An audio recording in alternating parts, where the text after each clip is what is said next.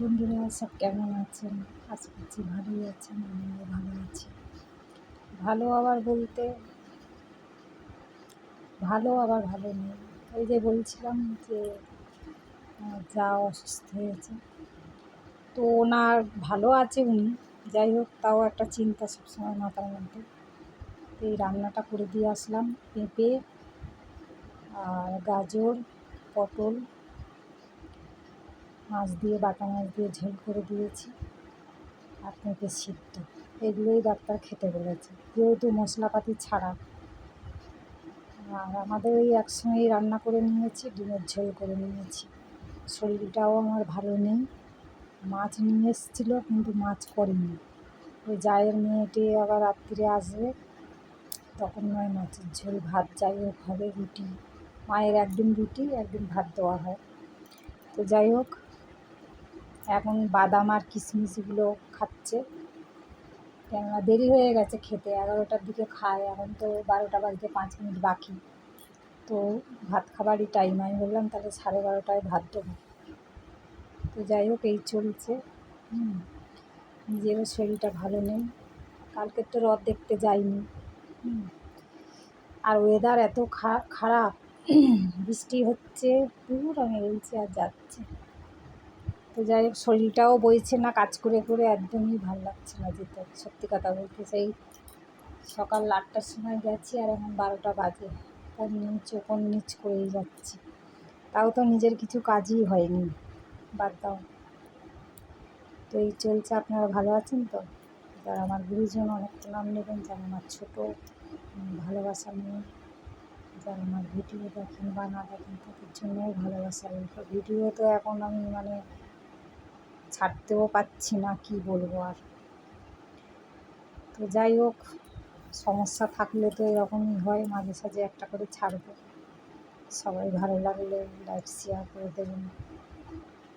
এখন পেশেন্ট যদি থাকা মানে বাড়িতে একটু তো চিকিৎসা একটু অন্যরকম হয়, জানেনই, আলাদা রকম খাওয়া দাওয়া।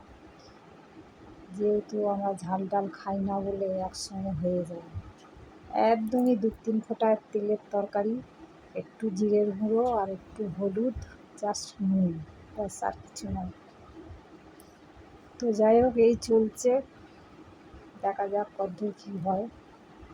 তো যাই হোক সবাই সাবধানে থাকবেন, ভালোভাবে খাওয়া দাওয়া করবেন। যারা ঝাল টাল রিচ খান একদম বাদ দিয়ে দিন, খাবেন না।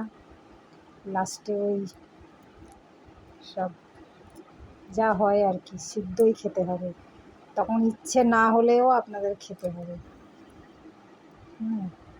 তো এখন থেকেই শুরু করে দিন, একদম মশলাপাতি ঝাল খাবেন না।